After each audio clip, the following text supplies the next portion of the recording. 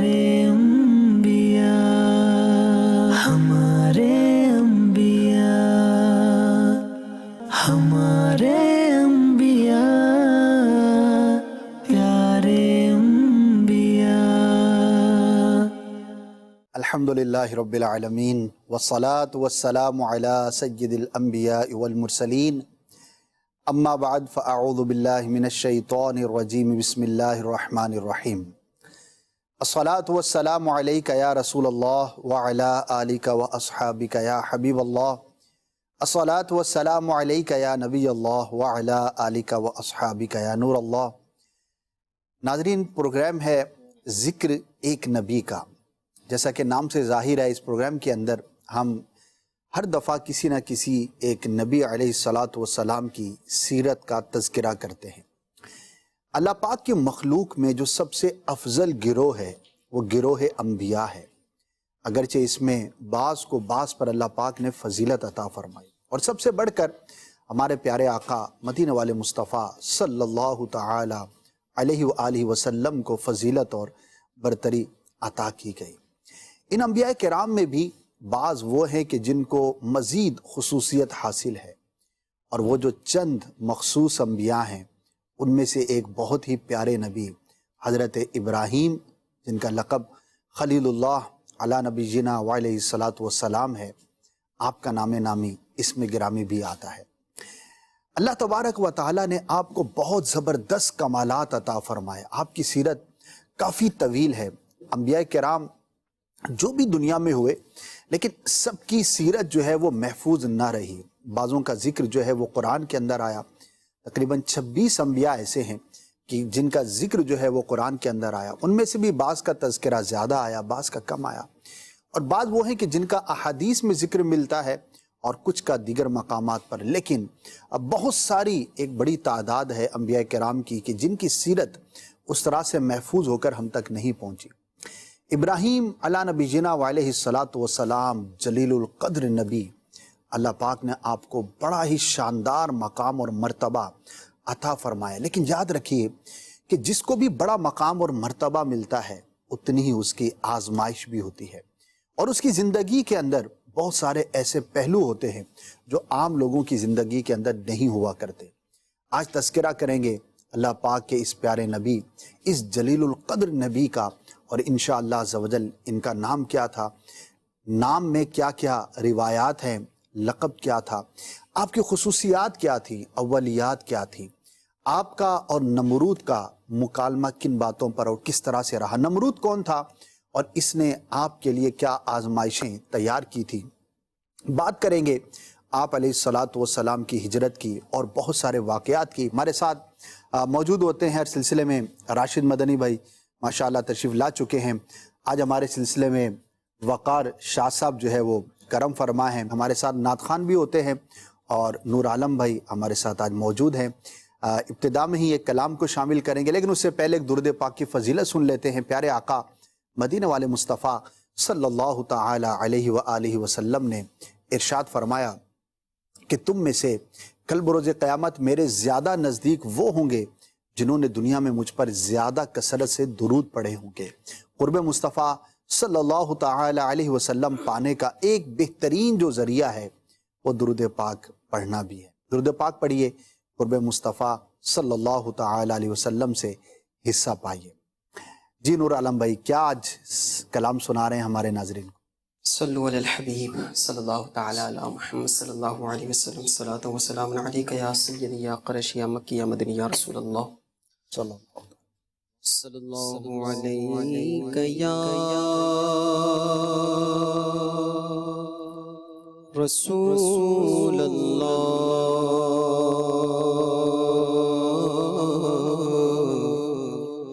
वसल्लम अलैका या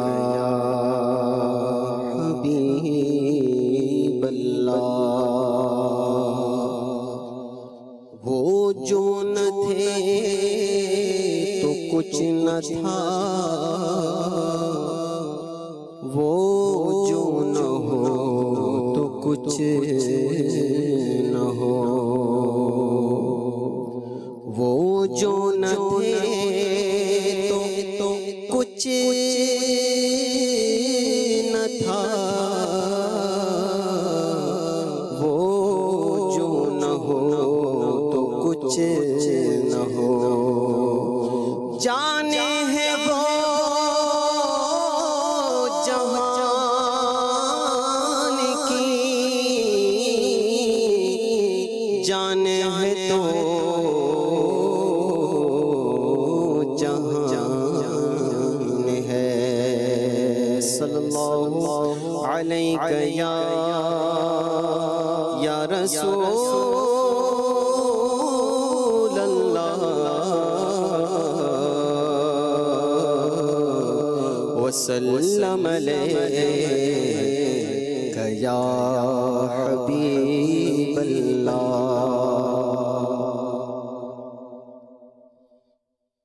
قربان میں ان کی بخشش کے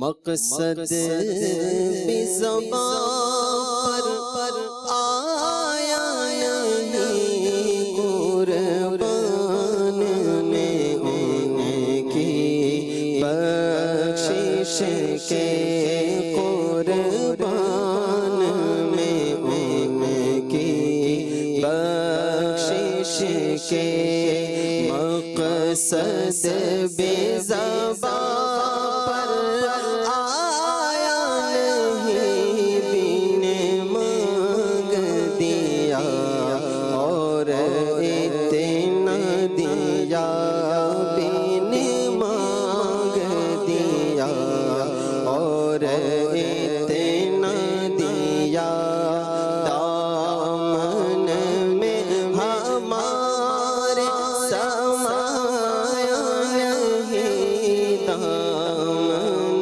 میں ہمارے سمایا نہیں، بن مانگ دیا اور اتنا دیا، ایمان ملا ان کے صدقے، قرآن ملا ان کے صدقے،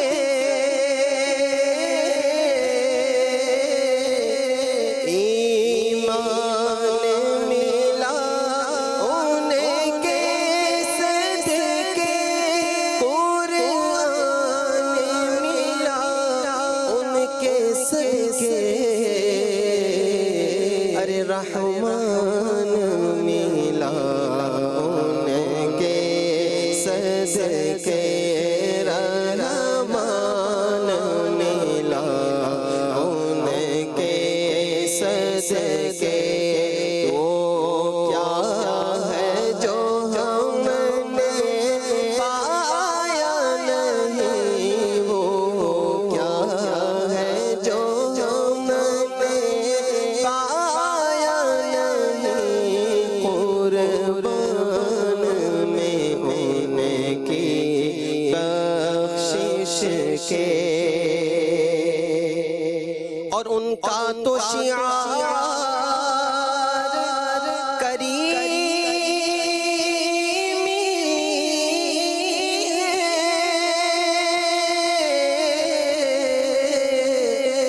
ان کا تو شعار کریمی ہے، مائل بکرم ہی رہتے ہیں، ان کا تو شعار کریمی ہے، مائل بکرم ہی رہتے ہیں،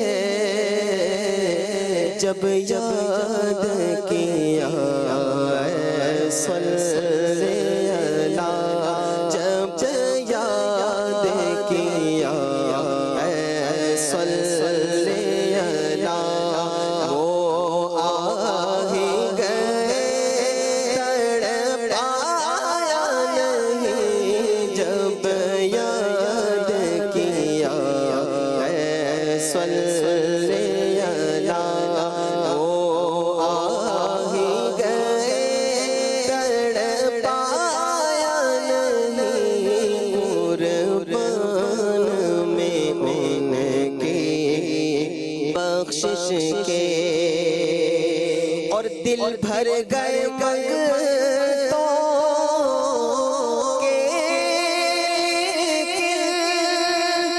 دینے سے تیری نیت نہ بھری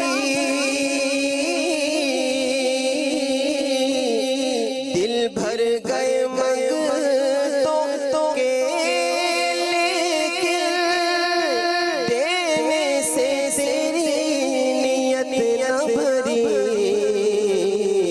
جو آیا اسے بھر بھر کے دیا جو آیا اسے بھر بھر کے دیا ہروں میں کبھی لوٹ آیا نہیں قربان میں ان کی بخشش کے اور اس محسن اعظم کے یوں تو خالد پہ ہزاروں احسان ہے اس محسن اعظم کے یوں تو خالد پہ ہزاروں احسان ہے قربان مگر اس احسان کے قربان مگر اس احسان کے احسان بھی تو جتایا نہیں قربان مگر اس احسان کے احسان بھی تو جتایا نہیں قربان میں ان کی بخشش کے مقصد بھی زبان پر آیا نہیں بن مانگ دیا اور اتنا دیا دامن میں ہمارے سمایا نہیں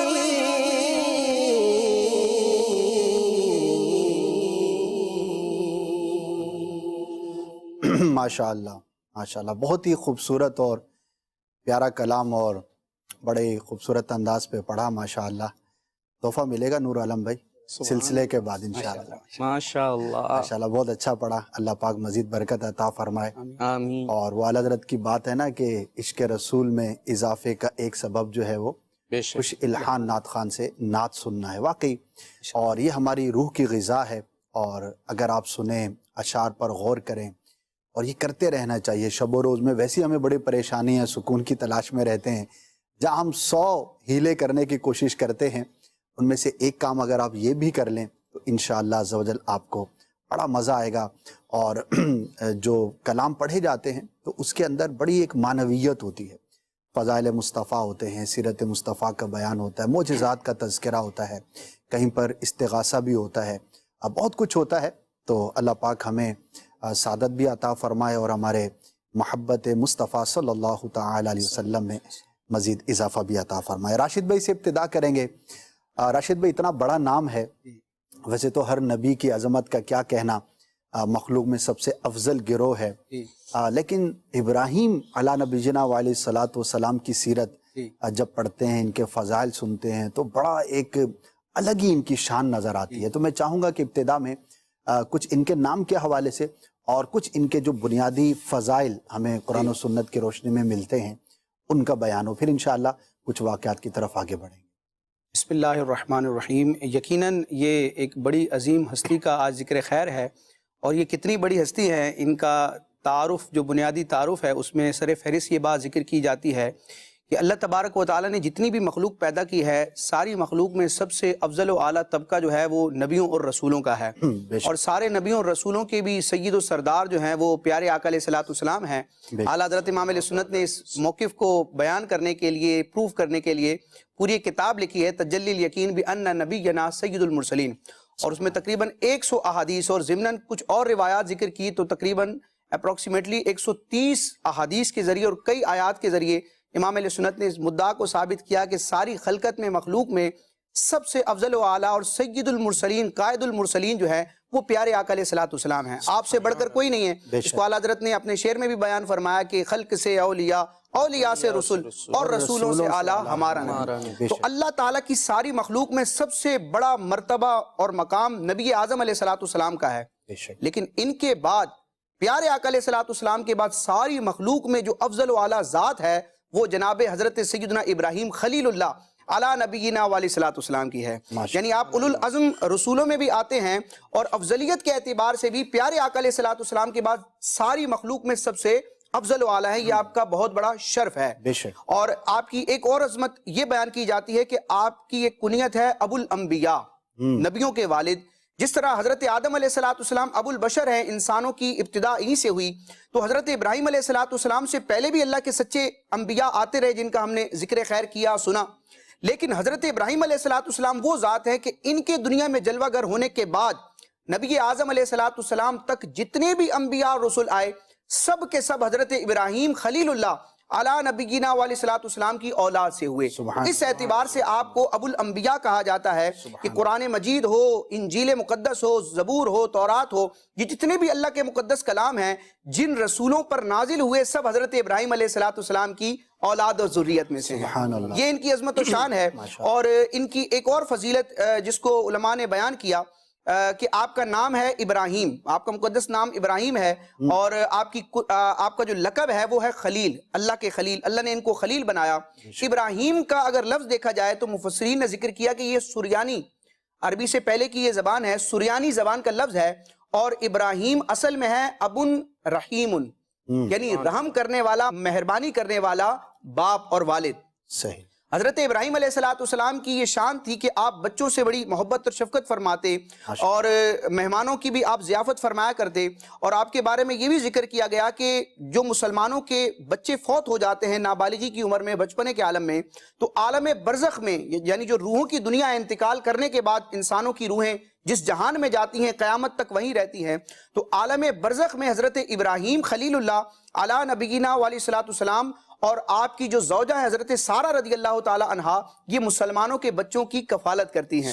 تو آپ رحم کرنے والے، مہربانی اور شفقت کرنے والے والد ہیں۔ اور آپ کی ایک کنیت ابو الضیفان بھی بیان کی گئی ہے کیونکہ آپ بڑے مہمان نواز تھے۔ یعنی علماء نے یہ ذکر کیا کہ سب سے پہلے مہمان نوازی انہوں نے کی۔ اس کی تشریح علماء نے یہ کی کہ اگرچہ ابراہیم علیہ الصلوۃ والسلام سے پہلے بھی مہمانی کا رواج تھا، لیکن مہمان نوازی کا جو اہتمام حضرت ابراہیم علیہ الصلوۃ والسلام نے اپنایا اور اختیار فرمایا، اس کی مثال آپ سے پہلے کے زمانے میں نہیں ملتی۔ آپ کے بارے میں آتا ہے کہ آپ کے مقدس گھر کے 4 دروازے تھے کہ مہمان کہیں سے بھی محروم نہ رہے، اور بغیر مہمان کے آپ کھانا تناول نہ فرماتے، اپنے گھر سے تشریف لے جاتے، دور دراز آپ تشریف لے جاتے کہ کوئی مہمان آئے اور میرے ساتھ بیٹھے تو میں اس کے ساتھ کھانا کھاؤں۔ تو اس لیے آپ کی کنیت ہے ابو دیفان۔ اور جیسا کہ آپ نے ان کے نسب کا تذکرہ کیا، اولاد کا تذکرہ کیا، تو سیدنا نوح علیہ الصلوۃ والسلام کے بعد جو اولاد چلی، حام، سام اور یافس، آپ کے 3 بیٹوں سے چلی،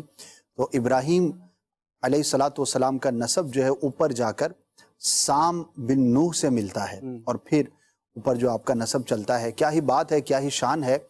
اور آپ علیہ الصلوۃ والسلام، جیسا کہ پیارے آقا صلی اللہ تعالی علیہ وسلم کے بعد آپ کا بڑا مقام اور مرتبہ بیان کیا گیا، اور آپ کے جو ابتدائی فضائل علماء نے بیان فرمائے، اسی میں یہ مہمان نوازی کا بھی تذکرہ، اور بڑے دلچسپ واقعات ہیں کہ آپ گھر سے باہر تشریف لے جاتے اور مہمانوں کو جو ہے وہ تلاش کیا کرتے تھے، اور کسی بھی چیز کو یا کسی بھی کام کو جب کوئی شخص ایک نمایاں انداز پر کرتا ہے تو ایک طرح سے اس کو اس کام کا بانی کہا جاتا ہے، موجد کہا جاتا ہے۔ تو یہ مہمان نوازی پہ میں چاہوں گا کہ تھوڑی سی ہم ڈیٹیل کریں، اور یعنی کہ ایک تو یہ بات پتہ لگی کہ یہ مہمان نوازی کرنا یہ کوئی اس زمانے کی یا ماضی قریب کی بات نہیں ہے، بلکہ یہ ہزاروں سال سے جو ہے یہ سلسلہ چلا ہوا آ رہا ہے، اور انبیاء کرام سے بڑھ کر اور کون مہمان نوازی کرے گا، لیکن کسی کی بڑی خصوصیت کے ساتھ کسی صفت کا غلبہ پانا وہ اس کی پھر پہچان بن جاتی ہے۔ اور ابراہیم علیہ السلام جو ہے وہ ضیافت کے حوالے سے بڑی آپ کی شہرت ہے، کیا کہیں گے وقار بھائی اس حوالے سے؟ اس حوالے سے جو واقعہ بھی میرے ذہن میں آ رہا تھا وہ انشاءاللہ تفصیل سے بھی اس کو لیں گے۔ یعنی مہمان نوازی ایک ایسی خصوصیت آپ کی، اور اب ہمارے یہاں حوالے سے بھی ہم نے بات کرنی ہے کہ ہمارے یہاں کیا اس حوالے سے ایک چیز پائی جاتی ہے۔ بعض اوقات کیا ہوتا ہے کہ کوئی مہمان آیا تو وہ اگر ظاہراً شکل پر بل نہ پڑے تو دل کے اندر کہنا چاہیے وہ بل پڑنا شروع ہو جاتے ہیں، اور وہ بجٹ وغیرہ یاد آنا شروع ہو جاتا ہے کہ بھائی یہ مہینے کا تو ہم نے یہ بنایا تھا، یہ مہمان صاحب آ گئے، اب یہ ایکسٹرا اگر مرغی وغیرہ لانی پڑ گئی تو کیا ہوگا۔ جبکہ حضرت ابراہیم علیہ السلام کے واقعات میں کیا ملتا ہے، ایک مرتبہ فرشتے انسانی روپ میں آئے تھے، وہ پورا اس کی ایک تفصیل ہے۔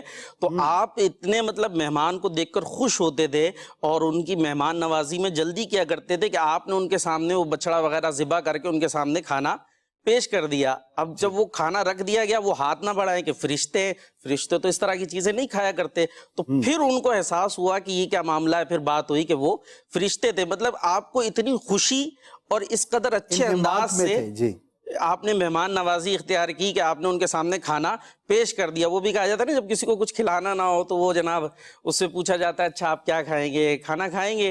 ارے بھائی اگر آپ نے کھلانا ہے اور اس مہمان کو کچھ دینا ہے تو پھر پوچھنے کی، اگر کھانے کا وہ وقت ہے تو آپ کھانا لا کے رکھیے۔ تو حضرت ابراہیم علیہ السلام کے اس واقعے سے یہ ایک بہت خوبصورت درس ہمیں ملتا ہے۔ ماشاء اللہ۔ اس میں جو آپ نے بات کہی نا وقار بھائی کہ مہمان آنے پر مشکل میں پڑنا، جی اچھا ایک تعداد تو ہو سکتا ہے، اگرچہ میں یہی کہوں گا کہ وہ کم ہی ہوں گے کہ مہمان کے آنے پر ان کو خوشی نہ ہوتی ہو، زیادہ تعداد وہ ہوگی کہ جو ہمارے کلچر کے اندر پائی جانے والی ایک بلا وجہ کی جو تکلفات ہیں صحیح، اس کی وجہ سے ہم مشکل میں پڑ جاتے ہیں۔ یعنی کہ مہمان آیا ہے تو بہتر یہ ہے کہ جو آپ کے پاس ہے، جو حسب حیثیت ہے، وہ آپ پیش کر دیں، اور اس کے اندر تکلف نہیں ہونا چاہیے، نہ مہمان کی طرف سے ہونا چاہیے نہ میزبان کی طرف سے۔ یہ دونوں طرف سے جو کہ کامنٹس پاس کیے جاتے ہیں، اور یہ پچھلے مطلب ایک عرصے سے چلا آ رہا ہوگا۔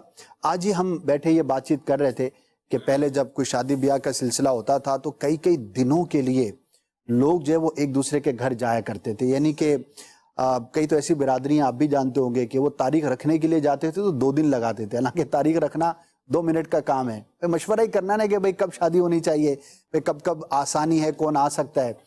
اچھا پھر شادی سے پہلے چلے جانا، مہمانوں کا آنا، چھٹیاں گزارنے کے لیے جانا، یہ ساری چیزیں اب بھی ہوتی ہوں گی، لیکن اس کے اندر اگر آپ غور کریں گے کہ وہ 1 ہفتے کے مہمان یا 5 دن کے مہمان، تو وہاں پر تکلفات کی کمی آپ کو نظر آئے گی۔ جب ہم تکلفات میں پڑ گئے، یعنی جب یہ آپ کا ذہن بن گیا، معاذ اللہ یہاں تک ہم تکلفات میں پڑ گئے کہ یار لاسٹ ٹائم اس مہمان کو جن برتنوں میں کھانا دیا تھا اس دفعہ وہ نہیں ہونے چاہیے، یہ ہے وہ مشکل جو آپ نے کہا کہ بل پڑ جاتا ہے دل پر، گردے پر۔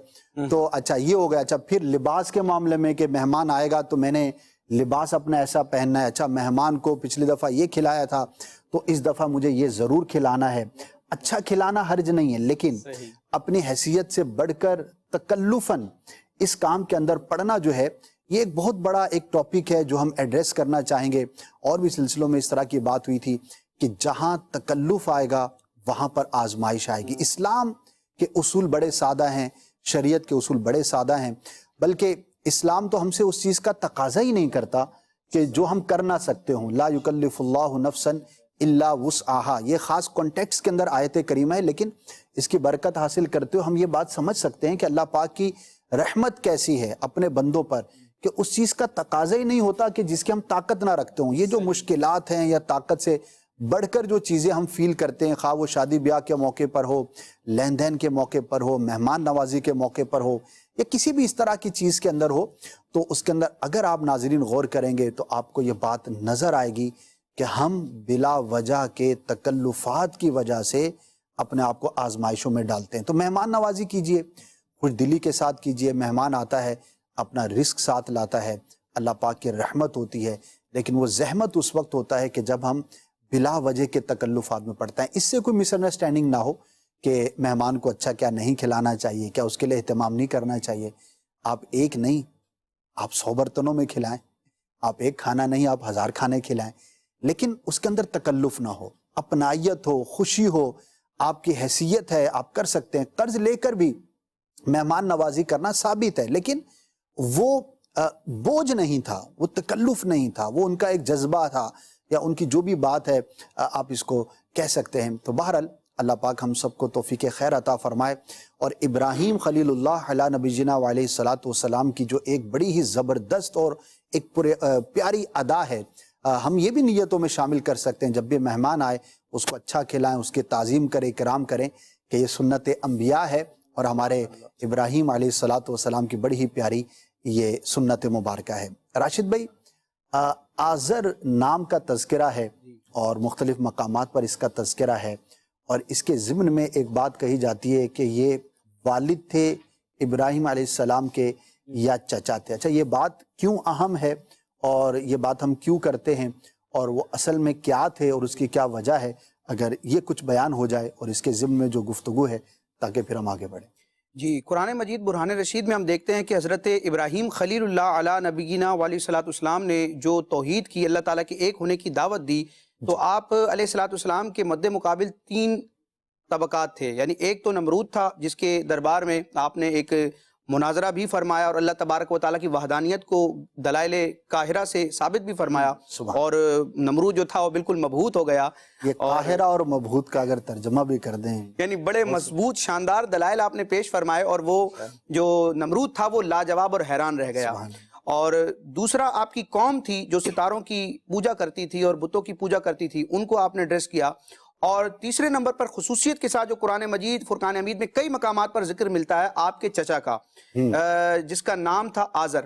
لیکن قرآن مجید برہان رشید میں آزر کا جب تذکرہ ہوا تو اس کے لیے اب کا لفظ استعمال ہوا ہے۔ یہاں سے بعض ذہنوں میں ایک خدشہ پیدا ہوتا ہے کہ حضرت ابراہیم علیہ السلام کے والد معاذ اللہ توحید کے قائل نہیں تھے، مشرک تھے۔ حالانکہ نبی پاک علیہ السلام کی یہ خصوصیت علماء نے بیان کی ہے کہ آدم علیہ السلام سے لے کے حضرت عبداللہ رضی اللہ تعالی عنہ تک، اور حضرت حوا رضی اللہ تعالی عنہا سے حضرت آمنہ رضی اللہ تعالی عنہا تک، جن خوش نصیب مردوں اور خواتین کے رحموں اور پشتوں سے نبی پاک علیہ السلام کا نور منتقل ہوا، وہ سارے افراد موحد تھے، اللہ کو ایک ماننے والے تھے۔ اور اس بات کو ثابت کرنے کے لیے علامہ سیوطی نے تقریباً 6 رسائل لکھے، اور امام اہل سنت نے ان کا خلاصہ اپنی کتاب میں بیان کیا ہے، شمول الاسلام لاصول الرسول الکرام۔ سبحان اللہ۔ تو اب نبی پاک علیہ السلام کی یہ جد اعلیٰ ہیں ابراہیم علیہ السلام، اور ان کے والد اگر معاذ اللہ مشرک ہوں تو پھر پیارے آقا علیہ السلام کی اس عظمت کے اظہار کے حوالے سے کیا جواب دیا جائے گا؟ یہ وہ بنیادی وجہ ہے جو اس مسئلے کو بیان کی۔ پھر علماء نے اس پر ڈسکس کی اور اس کو بیان فرمایا کہ عربی زبان کا ایک اسلوب ہے، اور یہ صرف عربی زبان میں نہیں ہے، کئی زبانوں میں ملتا ہے، کہ ادب اور احترام کے لیے یا ایک محبت کے اظہار کے لیے جو چچا ہوتا ہے اس کو بھی باپ سے تعبیر کر دیا جاتا ہے۔ جیسے کہ قرآن مجید فرقان حمید میں بھی اس کی مثال موجود ہے، اور نبی پاک علیہ السلام نے اپنے چچا حضرت سیدنا عباس رضی اللہ تعالیٰ عنہ کے حوالے سے ایک مقام پر ارشاد فرمایا، ردو علیہ ابی، اور یہاں ابی سے مراد حضرت عباس رضی اللہ تعالیٰ عنہ ہیں۔ یہ نبی پاک علیہ السلام کے فرمان سے بھی، قرآن کی آیات سے بھی مسئلہ ثابت ہے، عربی محاورے، عربی زبان سے بھی یہ ثابت ہے، اور کئی زبانوں میں یہ ہوتا ہے کہ جو چچا ہوتا ہے، تایا ہوتا ہے، اس کو بھی ابو کہہ دیا جاتا ہے، بڑے ابو کہتے ہیں، چھوٹے ابو۔ تو اس محاورے کے اعتبار سے جو آزر تھا، جو در حقیقت حضرت ابراہیم علیہ السلام کا چچا تھا، اس کے لیے اب کا لفظ آیا۔ حضرت ابراہیم علیہ السلام کے جو اپنے والد تھے جو موحد تھے، ان کا نام تارخ تھا، اور اس کی اگر مزید ڈیٹیل پڑھنی ہو، الحمدللہ مفتی قاسم اتاری زید لطفہ نے جو کتاب لکھی ہے سیرت الانبیاء، جس کا فیضان لے کر یہ ہم سلسلہ کر رہے ہیں، تو اس کتاب میں صفحہ نمبر 300 پر، یہ تقریباً 299 سے 300 تک مفتی صاحب نے بڑی ڈیٹیل کے ساتھ، دلائل کے ساتھ اس کو بیان فرمایا، تو اس کا مطالعہ کیا جا سکتا ہے۔ تاج الشریعہ مفتی اختر رضا خان رحمۃ اللہ تعالی علیہ نے بھی اس موضوع پر بیان فرمایا، اور پوری آپ کی ایک تصنیف موجود ہے۔ ماشاءاللہ ماشاءاللہ۔ تو یہ ایک عقیدے کی بات ہے، اور اسی لیے ہم نے یہاں پر مناسب سمجھا کہ اس کو بیان کیا جائے۔ ابراہیم علیہ السلام کا جب بھی تذکرہ کیا جاتا ہے، بلکہ جتنے بھی انبیاء کرام کا ہم تذکرہ سن رہے ہیں، تو ان کی امتوں کے اندر 2 طرح کے لوگ پائے گئے۔ کچھ ماننے والے ہوئے، کچھ انکار کرنے والے ہوئے۔ اچھا، ان انکار کرنے والوں میں اور ماننے والوں میں کچھ نام بڑے نمایاں ہوئے، کچھ پازیٹیو نمایاں ہوئے، کچھ نیگیٹو نمایاں ہوئے۔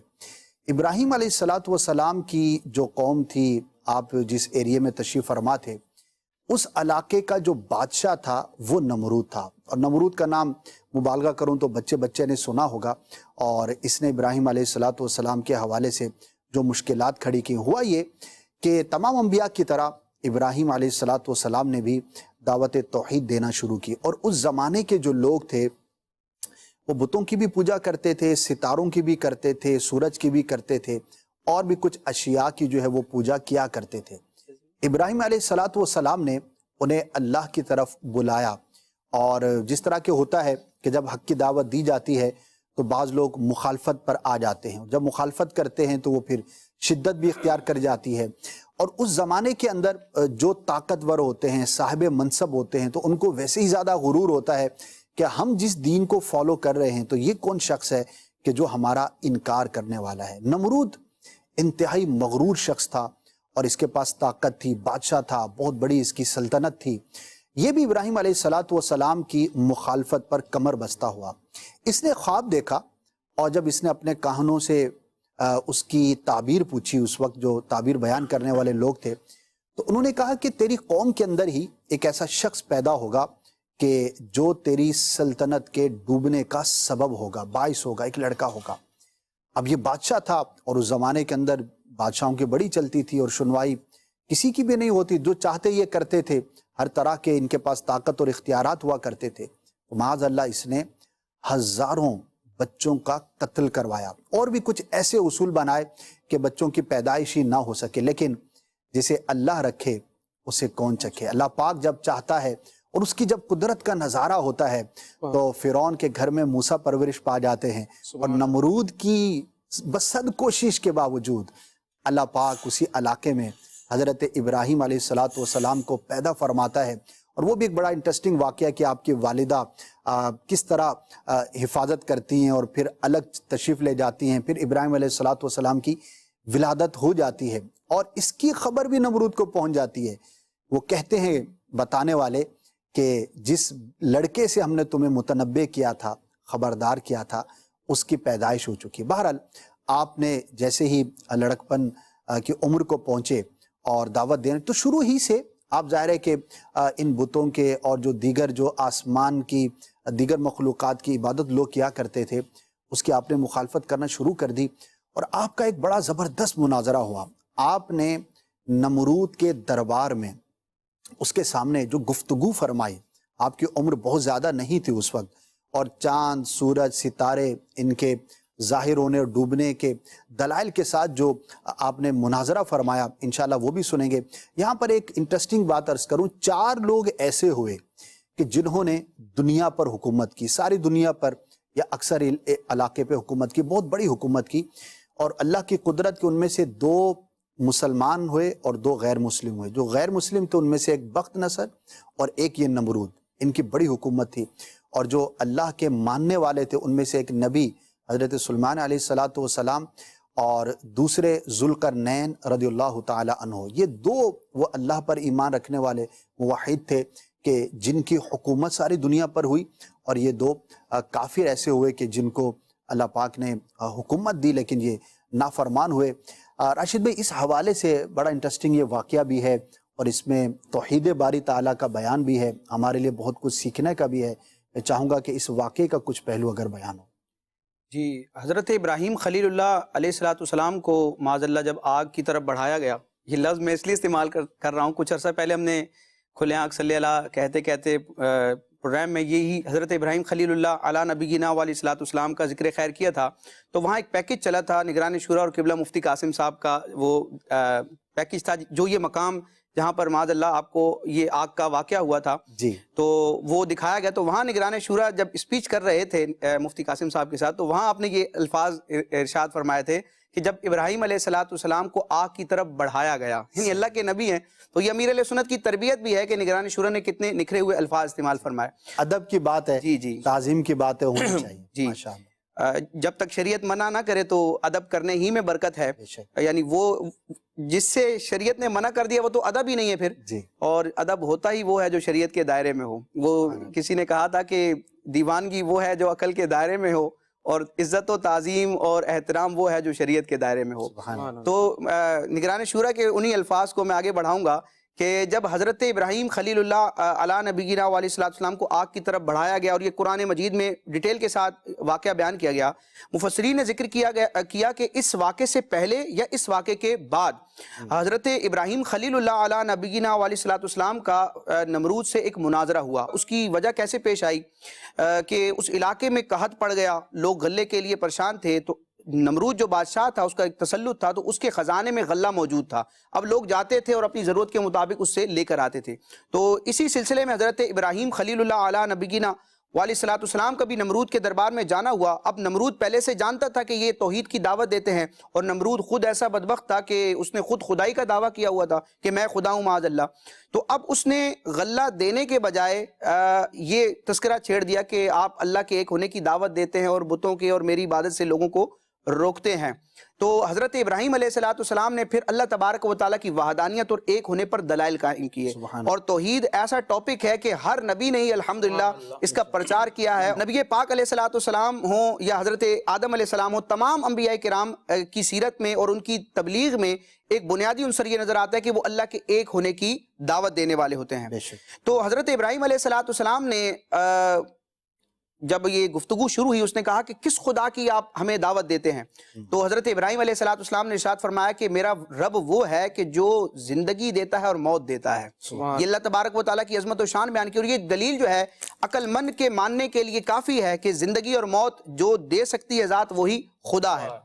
اب نمرود کا دربار موجود تھا، لوگوں کی توجہ بھی اس طرف مبذول تھی۔ اب لوگوں کی شرم سے بچنے کے لیے اس نے کیا کیا، دو افراد کو بلایا اور ایک کو معاذ اللہ قتل کروا دیا اور ایک کو چھوڑ دیا، آزاد کر دیا، اور اس نے کہا یہ کام تو میں بھی کر لیتا ہوں کہ ایک کو زندہ کیا، ایک کو میں نے مار دیا۔ حالانکہ دیکھا جائے تو عقلاً یہ کتنی حماقت ہے کہ کسی کو عدم سے وجود بخشنا، پیدا کرنا اور ہے، اور کسی قیدی کو چھوڑ دینا، اس میں کوئی مماثلت ہی نہیں ہے۔ اور اسی طرح رب تبارک و تعالیٰ جو وفات دیتا ہے، موت دیتا ہے، اور مردے کو دوبارہ زندہ کرنے پر بھی اللہ تبارک و تعالیٰ قادر ہے۔ اس نے اگر ایک قیدی کو قتل کروا دیا تو یہ کون سی بڑی بات ہے، رب کی مشیت سے ہی یہ سب کچھ ہوا۔ اگر اس نمرود کو کہا جاتا کہ اس قتل شدہ شخص کو دوبارہ زندہ کر دو تو وہ اس کی طاقت نہیں رکھتا تھا۔ تو اب معاذ اللہ اس نے اس طرح یہ جواب دینے کی کوشش کی، لیکن حضرت ابراہیم علیہ السلام نے پھر اگلی دلیل پیش فرمائی، اور وہ ایسی دلیل تھی جو اس نمرود کو حیران اور پریشان جس نے کر کے رکھ دیا۔ حضرت ابراہیم علیہ السلام نے فرمایا میرا رب وہ ہے جو سورج کو مشرق سے طلوع کرتا ہے، اگر تم خدا ہو تو مغرب سے مشرق کی طرف کرو۔ یہ جب اس نے کلام سنا تو وہ بالکل حیران رہ گیا، ہکا بکا رہ گیا، جس کو مبہوت کہا جائے۔ قرآن مجید برہان رشید میں سورہ بقرہ میں اس کو بیان کیا گیا، وہ الفاظ بڑے شاندار ہیں، میں بیان کروں گا۔ حضرت ابراہیم علیہ السلام کا رب نے ذکر فرمایا، اذ قالا، اے محبوب یاد کرو جب ابراہیم نے فرمایا، ربی الذی، میرا رب وہ ہے، یحیی و یمیت، جو زندہ کرتا ہے اور موت دیتا ہے۔ قال انا احیی و امیت، اب نمرود نے کہا زندہ میں بھی کرتا ہوں اور میں بھی مارتا ہوں، اور پھر یہ اس نے دو افراد میں سے ایک کو قتل کیا، ایک کو چھوڑ دیا۔ حضرت ابراہیم علیہ السلام نے پھر ارشاد فرمایا، قال ابراہیم، ابراہیم علیہ السلام نے ارشاد فرمایا، فإن اللہ یأتی بالشمس من المشرق فأتی بها من المغرب، میرا رب تو وہ ہے جو مشرق سے سورج کو طلوع کرتا ہے، تم مغرب سے طلوع کر کے دکھا دو۔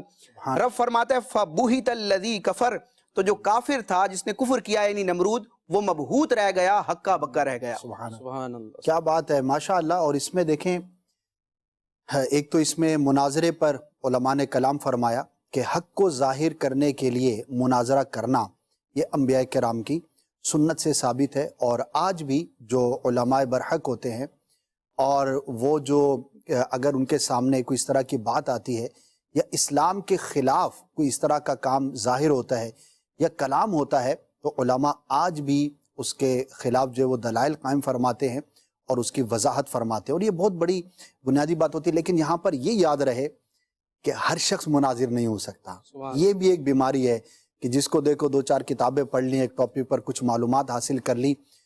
تو میں نے اچھوں کو دیکھا ہے کہ ابتدا میں مناظرے کرتے تھے، بعد میں خود ہی وسوسوں کا شکار ہو گئے۔ وجہ یہ ہے کہ مناظرہ کس کو کرنا چاہیے اور کس کو نہیں کرنا چاہیے، اس کے بھی کچھ آداب ہیں.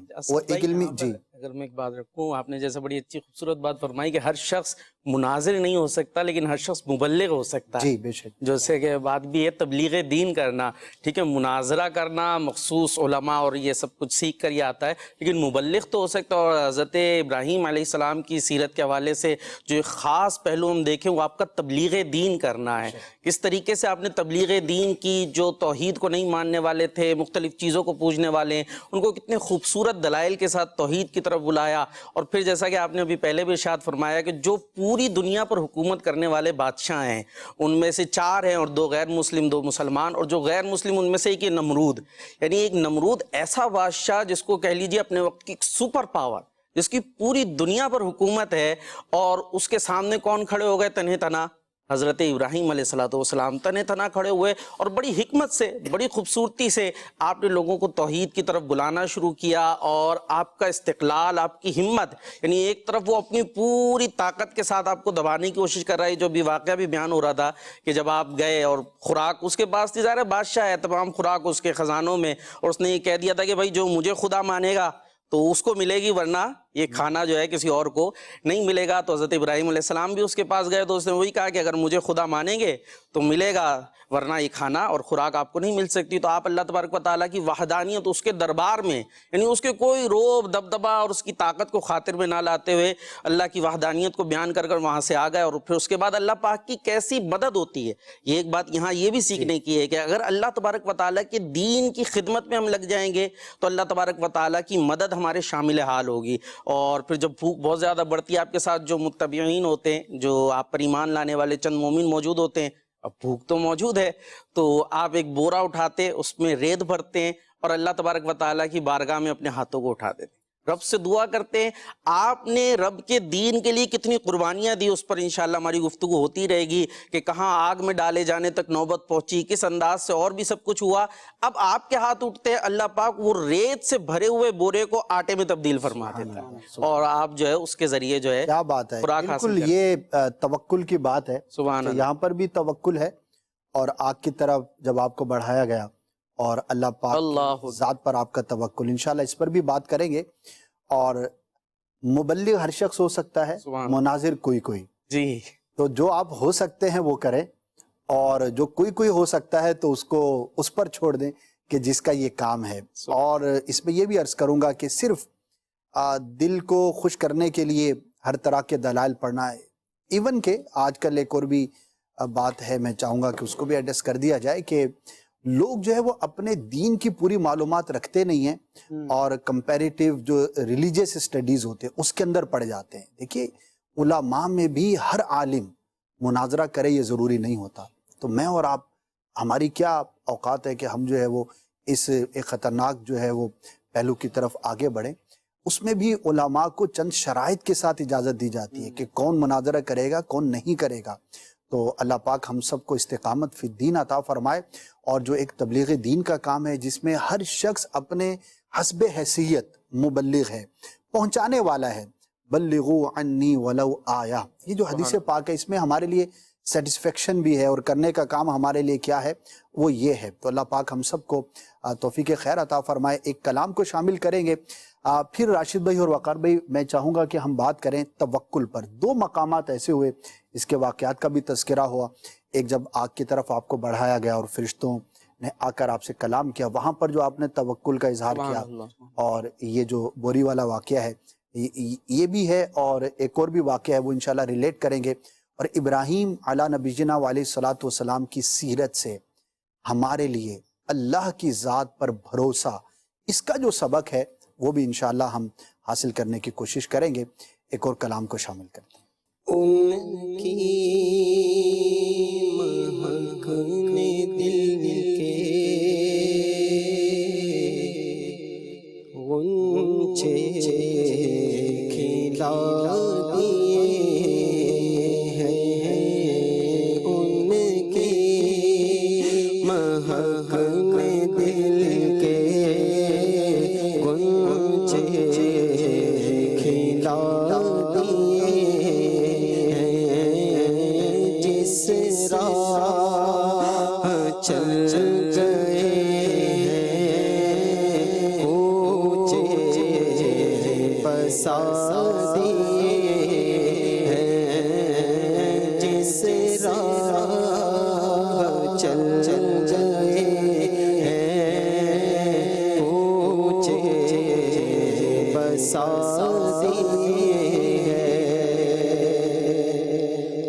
دل ہمارا کیا ہے آزار اس کا کتنا، ایک دل ہمارا کیا ہے آزار اس کا کتنا، تم نے تو چلتے پھرتے مردے جلا دیے ہیں، تم نے تو چلتے پھرتے مردے جلا دیے ہیں، ایک دل ہمارا کیا ہے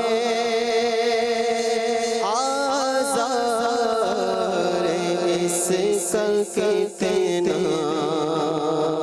ایک دل ہمارا کیا ہے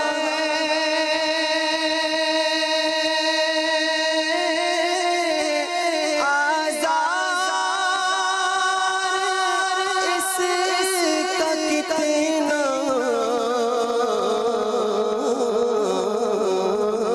ایک دل ہمارا کیا ہے آزار اس کا کتنا،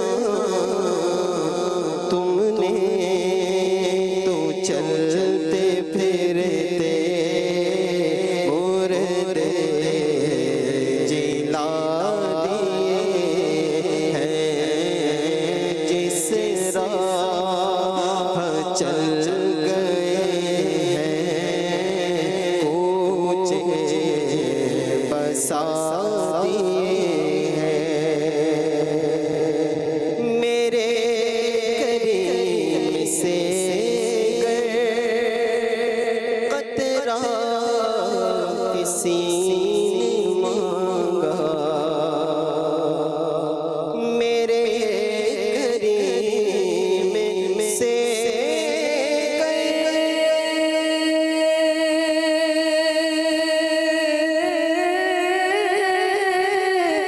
قطرہ کسی نے مانگا،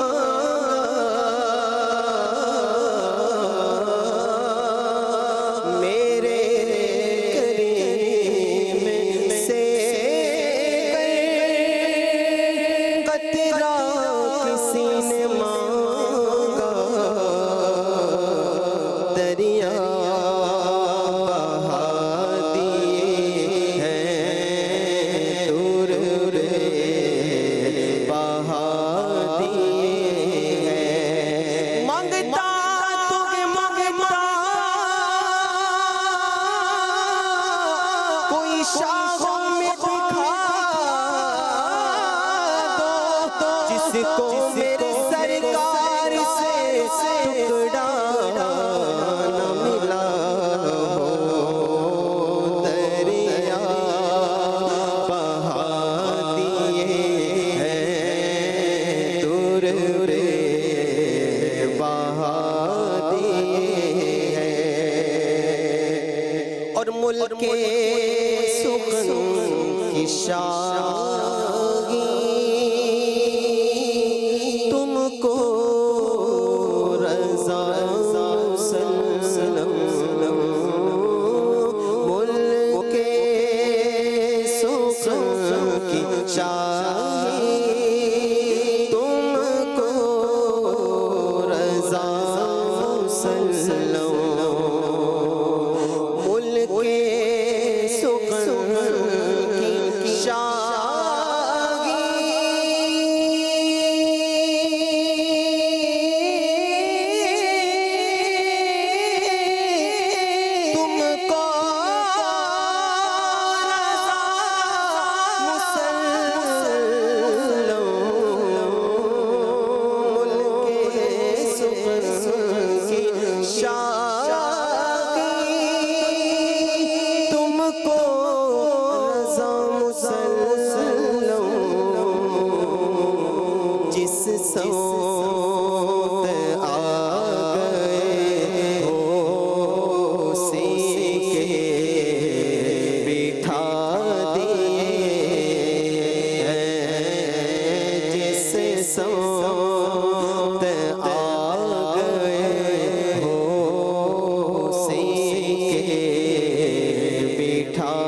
دیے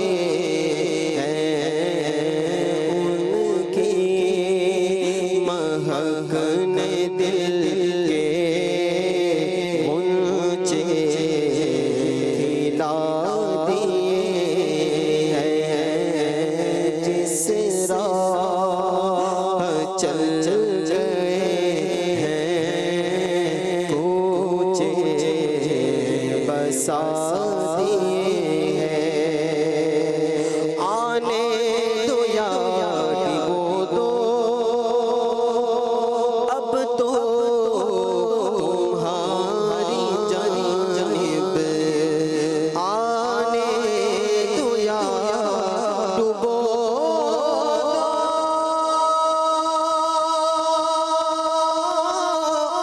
اب تو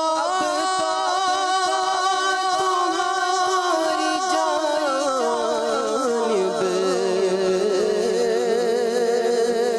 آنے دو یاد وہ اب تو تمہاری جانب کشتی تمہیں پہ چھوڑی لنگر اٹھا دیے ہیں جس راہ چل گئے ہیں کوچے بسا دیے ہیں سبحان اللہ سبحان اللہ سبحان اللہ ماشاء اللہ۔ جی راشد بھائی، ابراہیم علیہ السلام کی سیرت کا تذکرہ ہو اور آگ والے واقعے کا تذکرہ نہ ہو، یہ ہو نہیں سکتا۔ کیا تھا اور کیا پس منظر تھا؟ جی، حضرت ابراہیم خلیل اللہ علی نبینا علیہ صلاۃ والسلام نے جب اللہ تبارک و تعالیٰ کی وحدانیت کے اور نبی ہونے کے دلائل کو واضح فرمایا اور قوم اور نمرود جب دلائل دینے سے عاجز آ گئے تو انہوں نے پھر انتقامی کارروائی کا ارادہ کیا، اور یہ جب انسان دلائل سے عاجز ہوتا ہے تو پھر اس طرح کے اقدامات کرتا ہے۔ آج بھی ہوتا ہے، بہت سارے جھگڑوں میں بھی یہ ہوتا ہے کہ جب دلائل پر بات چیت ہو رہی ہو اور جس سے دلائل نہ بنے تو پھر وہ لڑائی پر اترا۔ جو آپ بات فرما رہے تھے نا کہ ہر ایک مناظر نہیں ہو سکتا، تو اس میں بھی یہ ہوتا ہے کہ بعض اوقات وہی جو تھوڑا بہت پڑھ لیا اور پھر بحث شروع کرتے ہیں تو وہ بحث تھوڑی دیر چلتی ہے، اس کے بعد وہ دلائل ختم ہو جاتے ہیں، پھر وہ آگے سے گالیاں اور مار کٹائی شروع ہو جاتی ہے۔ تو حضرت ابراہیم علیہ السلام نے جب اتمام حجت فرما دیا، سارے دلائل واضح فرما دیے اور اس کے جواب سے نمرود اور اس کی قوم جو تھی وہ عاجز آئی، تو انہوں نے معاذ اللہ انتقامی کارروائی کا ارادہ کیا اور معاذ اللہ یہ پلان کیا کہ حضرت ابراہیم علیہ السلام کو قید کیا جائے اور ایک بڑی آگ جلا کر معاذ اللہ ان کو آگ کی طرف بڑھا دیا جائے۔ اس کے لیے انہوں نے سب سے پہلے حضرت ابراہیم علیہ السلام کو معاذ اللہ قید کیا، ایک مکان میں رکھا اور میلوں میل ایک بڑے میدان میں لکڑیاں اکٹھی کی، اور مفسرین نے ذکر کیا کہ تقریباً 40 دن تک، 1.5 مہینے تک وہ لکڑیاں جمع کرتے رہے، بہت بڑا اس کا ڈھیر لگ گیا اور منو من تیل اس میں انہوں نے ڈال کر تقریباً 1 ہفتے تک اس آگ کو سلگایا۔ 1 ہفتے آگ جلتی رہی؟ جی جلتی رہی، اور اتنے اس کے شعلے بلند ہوتے، 1000 گز اس کے شعلے بلند ہوتے، اور اتنی اس میں تپش تھی کہ اگر اس کے اوپر سے بھی کوئی پرندہ جاتا تو وہ جل کر کباب ہو جاتا۔ اتنی شدت والی آگ جلا کر پھر انہوں نے معاذ اللہ حضرت ابراہیم خلیل اللہ علی نبینا علیہ صلاۃ والسلام کو منجنیق نامی ایک آلے کے ذریعے اس آگ کی طرف بڑھایا، یعنی جس طرح ایک توپ ہوتی ہے جس کے ذریعے بم وغیرہ پھینکا جاتا ہے، میزائل وغیرہ پھینکا جاتا ہے، تو اس دور کے اعتبار سے ایک مشین تھی جس کے ذریعے پتھر وغیرہ پھینکا جاتا ہے، تو منجنیق کے ذریعے انہوں نے بڑھانا چاہا۔ جب حضرت ابراہیم علیہ السلام کو آگ کی طرف بڑھانے لگے تو جبریل امین حضرت ابراہیم علیہ السلام کی بارگاہ میں حاضر ہوتے ہیں اور عرض کرتے ہیں کہ آپ کو کوئی حاجت ہے، یعنی اگر میں آپ کی مدد کروں؟ تو ابراہیم خلیل اللہ علیہ نبینا علیہ السلام توکل کے اعلیٰ منصب پر فائز تھے، آپ نے فرمایا حاجت ہے لیکن تجھ سے نہیں۔ تو حضرت جبریل نے عرض کی کہ آپ اللہ تبارک و تعالیٰ کی بارگاہ میں سوال کیجئے۔ اب ان کے توکل کا عالم دیکھیں، حضرت ابراہیم خلیل اللہ علیہ نبینا علیہ السلام نے سنہری کلمات، شاندار کلمات ارشاد فرمایا جس کا خلاصہ ہے کہ رب میرے حال سے واقف ہے، رب کا میرے حال سے واقف ہونا مجھے سوال سے بے نیاز کرتا ہے. یعنی جب رب جانتا ہے کہ اس کے خلیل کے ساتھ کیا ہو رہا ہے تو مجھے سوال کی حاجت نہیں ہے. یہاں پر علماء نے یہ چیز ذکر کی ہے کہ توکل جو ہے نا، رب کی ذات پر بھروسہ، اس کے مختلف درجات ہیں. انسان جتنا رب کی معرفت رکھتا ہے اس کے توکل کا انداز بدل جاتا ہے. یہ انبیاء کرام کا خاصہ ہے، اہل اللہ کا خاصہ ہے کہ وہ دنیاوی ظاہری مدد کے اسباب کو بھی معطل کر دیتے ہیں، ان پر بھی اعتماد نہیں کرتے. ان کی نظر صرف مسبب الاسباب کی طرف ہوتی ہے. جیسے کہ حضرت صدیق اکبر رضی اللہ تعالیٰ عنہ کو دیکھیں کہ سارے گھر کا مال آپ لے آئے، آپ کا گھرانہ بھی اعلیٰ تھا، آپ کا توکل بھی اعلیٰ تھا، لیکن عام لوگوں کو یہ حکم نہیں ہے کہ وہ سارا مال خیرات کر دیں، بلکہ اپنے گھر والوں کے لیے، اپنے لیے باقی رکھیں. تو توکل کے درجات ہوتے ہیں. عوام کے لیے، عوام الناس کے لیے توکل یہی بیان کیا جاتا ہے کہ اللہ تعالیٰ نے مدد کے اور نفع پہنچنے کے جو اسباب بنائے ہیں تو ان اسباب کو اختیار کیا جائے، لیکن ان اسباب پر تکیہ نہ کیا جائے، ان پر اعتماد نہ کیا جائے. نظر اور اعتماد رب تبارک و تعالیٰ کی ذات پر ہو. تو یہ ان کے شایان شان تورن. اس کو بعض لوگ دلیل بناتے ہیں کہ دیکھیں اگر اللہ کے علاوہ کسی اور سے مدد مانگنا جائز ہوتا تو حضرت ابراہیم علیہ السلام جو تھے جبریل کی مدد لے لیتے. تو ایک سوال یہ ہوگا کہ حضرت ابراہیم علیہ السلام بھی اللہ کے نبی ہیں، حضرت جبریل بھی اللہ کے فرشتے ہیں، اللہ تبارک و تعالیٰ کے رسول ہیں، یعنی فرشتوں کے رسول ہیں اور فرشتوں کے سردار ہیں، اور فرشتے معصوم مخلوق ہیں. تو اگر غیر خدا سے مدد مانگنا معاذ اللہ اسلام کے منافی ہے تو اس کی آفر کرنا، حضرت جبریل کا یہ کہنا کہ میں مدد کے لیے حاضر ہوں، تو یہ پھر سوال نشان ہوگا. بڑا زبردست الزامی جواب ہے. تو حضرت جبریل علیہ السلام کا یہ عرض کرنا بتا رہا ہے کہ اللہ کے نیک بندے مدد پر قادر ہیں. اور حضرت ابراہیم علیہ السلام کا جو معاملہ تھا وہ جدا تھا، وہ توکل کا اعلیٰ درجہ تھا. کیا بات ہے. تو انہوں نے پھر عرض کی کہ رب کی بارگاہ میں عرض کریں، تو آپ نے یہ جواب ارشاد فرمایا کہ رب میرے حال سے واقف ہے، رب کا علم مجھے سوال کرنے سے بے نیاز کرتا ہے. اب جب معاذ اللہ حضرت ابراہیم علیہ السلام کو آگ کی طرف بڑھایا گیا تو روایتوں میں لکھا ہے کہ زمین و آسمان اور فرشتے اور پہاڑ رب کی بارگاہ میں عرض گزار ہوئے کہ تیرا خلیل جو کہ زمین پر تیرا نام لیوا ہے، تیرے نام کو بلند کرنے کی پاداش میں معاذ اللہ اسے آگ کی طرف بڑھایا جا رہا ہے، تو اس کی مدد فرما. رب تبارک و تعالیٰ نے ان چیزوں سے ارشاد فرمایا، ان مخلوقات سے فرمایا کہ اگر میرا خلیل تم سے مدد مانگے تو اس کی مدد کرو، اور اگر تم سے مدد نہ مانگے، مجھ پر توکل کرے تو میں ایسے کافی ہوں. تو حضرت ابراہیم خلیل اللہ علیہ السلام کو جب آگ کی طرف بڑھایا گیا تو آپ نے رب کی طرف توجہ فرمائی. اب رب تبارک و تعالیٰ کی قدرت دیکھیں کہ اللہ تعالیٰ کی ذات مؤثر حقیقی ہے، ہر چیز میں اثر رب تبارک و تعالیٰ کی بارگاہ سے ہی ہے، رب کے علاوہ کوئی کچھ نہیں کر سکتا. اب آگ جو جلاتی ہے یہ آگ کی تاثیر ہے، لیکن آگ میں جلانے کی تاثیر رب قدیر نے پیدا فرمائی. رب تبارک و تعالیٰ نے آگ کو حکم فرمایا جس کو قرآن مجید میں بیان کیا گیا، یا نارو کونی برداً و سلاما علی ابراہیم. تو یہاں سے ایک اور مدری پھول بھی ذکر میں کر دوں کہ وہ یا کے حوالے سے جو ایک ہوتا ہے مسکنسپشن ہوتی ہے کہ جو دور سے نہ پکارا جائے یا کے ذریعے، یا جو معاذ اللہ دنیا سے رخصت ہو گیا، فوت ہو گیا، اس کو یا سے ندا نہ کی جائے. تو یہاں تو آگ کو پکارا جا رہا ہے، آگ کوئی جاندار شے تو نہیں ہے. رب تبارک و تعالی نے فرمایا یا نارو، اے آگ، کونی برداً و سلاما علی ابراہیم، میرے ابراہیم پر ٹھنڈی اور سلامتی والی ہو جا. جیسے ہی رب تبارک و تعالیٰ نے یہ ارشاد فرمایا، مفسرین ذکر کرتے ہیں کہ روئے زمین پر جتنی آگ تھی، جس مقام پر تھی، سب نے اللہ کے اس حکم کو قبول کیا اور سب بے تاثیر ہو گئی، سب کی حرارت ختم ہو گئی.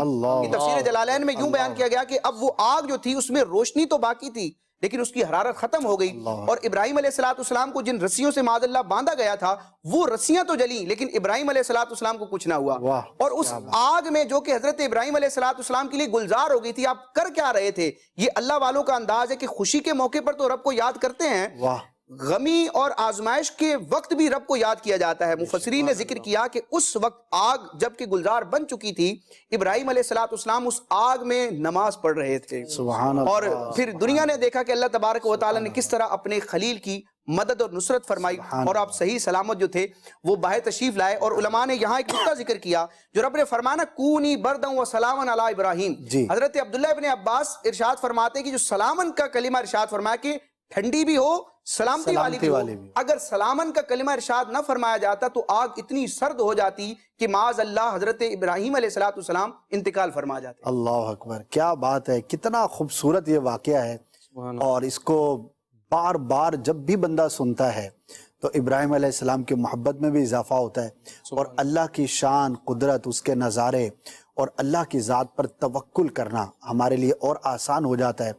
اور یہ جو آپ نے ٹھنڈک والی بات کہی، کوئٹہ اور مری اور اس علاقے والے اس کو بہت اچھی طرح سے سمجھتے ہوں گے، اور خاص طور پر ان دنوں میں کہ جس طرح گرمی جو ہے وہ نقصان پہنچاتی ہے، سردی کی شدت بھی کچھ کم نہیں ہوتی اور بڑی آزمائش ہوتی ہے۔ بہرحال بڑا ہی پیارا واقعہ ہے، اور اس کو بار بار ہم سنتے رہیں، بار بار اس کو پڑھتے رہیں تو اللہ پاک کی ذات پر توکل بڑھتا ہے۔ وقار بھائی کیا کہیں گے؟ یہاں پر ایک واقعہ میں چاہوں گا کہ یہ جو راشد بھائی نے بیان فرمایا، اللہ کی ذات پر توکل، یہ انبیاء کا، اولیاء کا یہ طریقہ ہے، اور ایک بڑا پیارا واقعہ تذکرۃ الاولیاء کے اندر دو بزرگ تھے، ان کی آپس میں بڑی محبت تھی، اور آپس میں جب اپنائیت ہوتی ہے تو کہنا سننا بھی ہوتا ہے، بات چیت بھی ہوتی ہے۔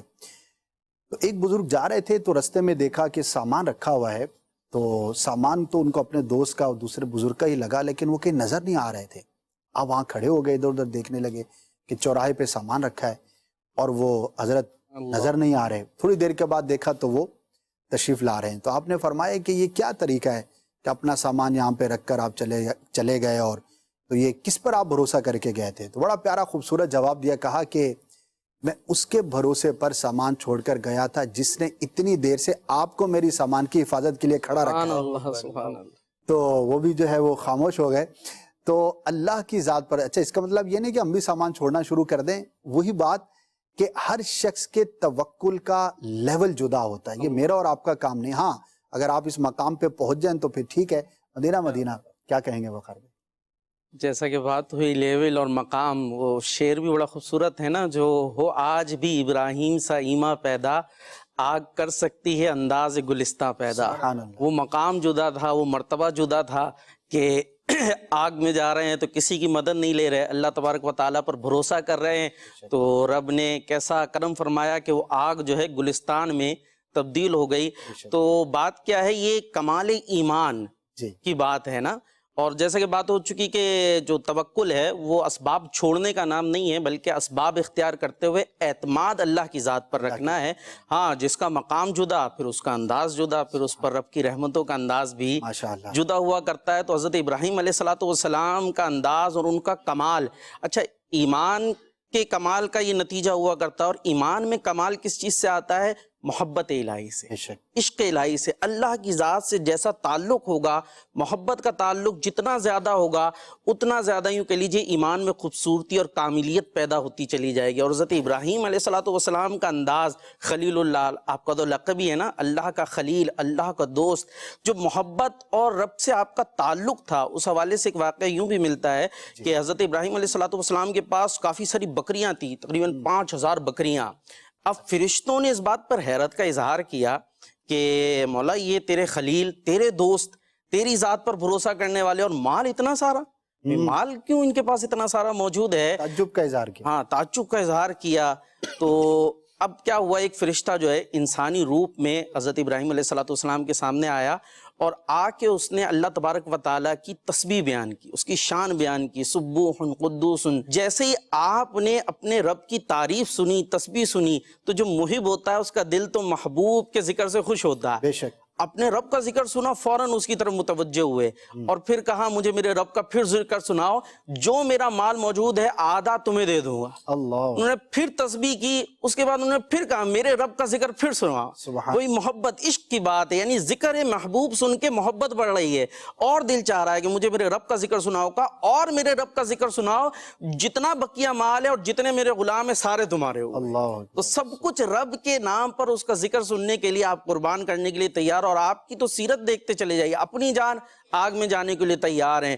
بیٹے کے لیے حکم ہوتا ہے کہ آپ کا بیٹا جو بڑی دعاؤں کے بعد آتا ہے کہ رب کے حکم پر اس کو ذبح کرنا ہے، آپ اس میں تعامل نہیں کرتے، ذبح کرنے کے لیے تیار ہو جاتے، حکم آتا ہے اپنے بیٹے اور اپنی زوجہ کو ایسی جگہ چھوڑ کر آ جاؤ جہاں نہ کھانے کو کچھ ہے، نہ پینے کے لیے کچھ ہے، کچھ موجود نہیں ہے، چھوڑ کر آ جاؤ۔ آپ ایک ایک چیز پر دیکھتے چلے جائیں۔ یہ کہنا تو بڑا آسان ہے، میرا بیان کر لینا، لیکن یہ آپ سوچیں کہ کس طریقے سے آگ کے اندر ڈالا جا رہا ہے، آپ تیار ہیں۔ گھر والوں کو چھوڑ کر آ جاؤ، آپ تیار ہیں۔ بیٹے کو ذبح کر دو، آپ اس کے لیے تیار ہیں۔ تو رب کی ذات سے کیسی محبت اور کیسا توکل، اور جو رب فرمائے اس کے لیے سب کچھ کرنے کے لیے تیار۔ دراصل ابراہیم خلیل اللہ علیہ نبی جنا علیہ الصلاۃ والسلام کی سیرت میں ایک سے زائد مرتبہ ہجرت شامل ہے۔ جب یہ نمرود کا واقعہ ہوا، یہ آگ کا واقعہ ہوا، تو ابراہیم علیہ نبی جنا علیہ الصلاۃ والسلام نے ملک شام کی طرف جانے کا ارادہ فرمایا اور ہجرت کرنا چاہیے۔ یاد رہے کہ ہجرت کا مطلب جو ہے وہ اس کا جو لغوی معنی مفہوم ہے وہ ترک کرنا ہے، چھوڑنا ہے۔ اور علامہ نووی شافعی رحمۃ اللہ تعالی علیہ نے اپنے 40 کے اندر ہجرت کے کئی جو ہے وہ کیٹیگریز بیان فرمائے ہیں کہ گناہ کی جگہ کو چھوڑنا بھی ہجرت ہے، کسی شخص کو اس لیے چھوڑ دینا کہ میں رب کی عبادت پر کمر بستہ رہوں، گناہ سے بچنے میں کامیاب ہو سکوں، تو یہ بھی ہجرت ہے۔ لیکن جو معروف معنی ہے وہ یہی ہے کہ کسی وجہ سے اللہ کی رضا کے لیے بندہ ایک جگہ سے دوسری جگہ کی ہجرت کر دے۔ جیسے ہجرت مدینہ، ہم اپنی اس امت کی بات کریں تو سرکار صلی اللہ تعالی علیہ وسلم کی جو ہجرت ہے معروف ہے، مشہور ہے۔ تو ابراہیم علیہ السلام نے بھی اپنے اس علاقے کو چھوڑ کر جانے کا ارادہ فرمایا۔ آپ کے ساتھ آپ کی زوجہ حضرت سارہ رضی اللہ تعالی عنہا بھی تھیں۔ آپ اپنے قافلے اور چند رفقا کے ہمراہ وہاں سے روانہ ہوئے۔ راستے میں ایک ایسے مقام پر پہنچے کہ جہاں کا جو بادشاہ تھا یا وہاں کا جو بھی کہیں وہ بڑا بدباطن تھا، اور وہ کیا کرتا تھا کہ اگر مسافر وہاں سے گزرتے تو اس زمانے کے اندر سرائے ہوتے تھے، ٹھہرنے کے مخصوص مقامات ہوتے تھے، تو وہاں پر وہ اپنے لوگ چھوڑ دیتا تھا، اور ان کو یہ انسٹرکشنز تھیں کہ اگر کوئی عورت ہے، خوبصورت ہے، اس کو آ کر خبر دی جائے تو وہ مردوں کو یا تو مار دیتا تھا یا کسی اور ذریعے سے عورتوں پر قبضہ کر لیتا تھا۔ تو جب حضرت ابراہیم خلیل اللہ علی نبینا وعلیہ الصلاۃ والسلام وہاں پر پہنچے تو لوگوں نے جا کر اس شخص کو جو ہے وہ خبر دی کہ ایسی ایک خاتون جو ہے وہ یہاں پر پڑاؤ کیے ہوئے ہیں۔ تو اس نے معاذ اللہ آپ کو جو ہے وہ گرفتار کیا، اور جب آپ کی طرف وہ بڑھنا چاہا اس نے، تو آپ نے اپنے رب کی بارگاہ میں دعا کی۔ حضرت ابراہیم علیہ السلام، آپ کی زوجہ، آپ کے شہزادے، آپ کا کنبہ قربانیوں کی داستان ہے، اللہ پر توکل کے ایسے واقعات ہیں کہ عقل دنگ رہ جاتی ہے۔ آپ نے رب کی بارگاہ میں دعا کی تو 2 طرح کی روایات ہیں۔ ایک یہ ہے کہ اس کے گلے کے اندر خراش پیدا ہوئی اور وہ بڑی تکلیف کا شکار ہوا، قریب تھا کہ وہ مر جاتا، اور ایک روایت میں یہ ہے کہ جب وہ آپ کی طرف بڑھنے لگا تو اس کے ہاتھ پر جو ہے وہ فالج ہو گیا۔ تو بہرحال جو بھی ہو، تکلیف میں مبتلا ہوا اور قریب تھا کہ وہ مر جاتا۔ تو حضرت سارہ رضی اللہ تعالی عنہا نے رب کی بارگاہ میں دعا کی کہ یا اللہ، اگر یہ مر گیا تو لوگ کہیں گے کہ میں نے اس کو قتل کیا ہے، تو وہ درست ہو گیا، بجائے اس کے کہ وہ توبہ کرتا، یعنی کہ ابھی اللہ کی گرفت سے وہ چھٹکارا پایا اس نے، لیکن بدباطن تھا۔ جب نفس غالب ہو اور بدبختی غالب ہو تو بندہ پھر رجوع اللہ کی طرف غور نہیں کرتا، تو اس نے دوبارہ آپ کی طرف بڑھنا چاہا، پھر وہی کیفیت ہوئی، 2-3 مرتبہ ایسا ہوا، تو بہرحال پھر جو ہے وہ سمجھ گیا کہ میں کسی مصیبت کا شکار ہو جاؤں گا، تو لوگوں کو کہنے لگا کہ تم نے کسی خاتون کو نہیں بلکہ شاید کسی جن کو یا کسی ایسی مخلوق کو میرے پاس بھیجا ہے، تو اس کو لے جاؤ۔ اور پھر اس نے حضرت ہاجرہ رضی اللہ تعالی عنہا، ان کی ایک الگ جو ہے وہ داستان ہے کس طرح سے وہاں پر پہنچی تھی۔ بیسیکلی یہ شہزادی تھی اپنے بادشاہ کی، اس کو قتل کر دیا گیا تھا اور کسی ذریعے سے آپ اس تک پہنچی تھی، تو خدمت کے طور پر اس شخص نے حضرت ہاجرہ رضی اللہ تعالی عنہا کو حضرت ابراہیم علیہ السلام کے پاس بھیجا، حضرت سارہ رضی اللہ تعالی عنہا کے ہمراہ بطور خادمہ کے، اور پھر یہاں سے آگے کا سفر ہوتا ہے اور پھر بہت سارے آگے کے واقعات ہیں۔ تو یہاں پر بھی اگر ہم غور کریں کہ کس طرح اللہ کی ذات پر انہوں نے توکل کیا، اور ابراہیم علی نبینا وعلیہ الصلاۃ والسلام نے کس طرح سے آزمائشوں کا سامنا کیا۔ یہاں پر ایک اور بات جو بالخصوص خواتین کے لیے ہے کہ حضرت سارہ رضی اللہ تعالی عنہا کی طرف جب وہ شخص بڑھنا چاہا تو آپ نے رب کی بارگاہ میں اپنی عصمت کا تذکرہ کیا کہ یا اللہ، میں نے اپنی عزت کی اور عصمت کی ہمیشہ حفاظت کی ہے، مجھے اس مشکل سے نجات عطا فرما۔ تو دیکھیے، جو پاکیزہ خواتین ہوتی ہیں، جو اللہ کی بارگاہ میں اپنی عصمت کی حفاظت کرتی ہیں اللہ کی رضا کے لیے، تو اللہ پاک ان کی کیسی مدد فرماتا ہے۔ تو اللہ کرے کہ ہماری اسلامی بہنوں کو، ہماری خواتین کو بھی پردے کی، اپنی عزت کی، اپنی عصمت کی حفاظت کا جو ہے وہ جذبہ ملے۔ تو آپ رضی اللہ تعالی عنہا پھر حضرت ابراہیم علیہ الصلاۃ والسلام کے پاس آئیں اور پھر آگے کا سفر شروع ہوا۔ نمرود جو ہے اس کی سرکشی جاری رہی، اور اس قوم پر نمرود اور اس کے جو حواری تھے ان پر جو عذاب آیا وہ مچھروں کا عذاب تھا۔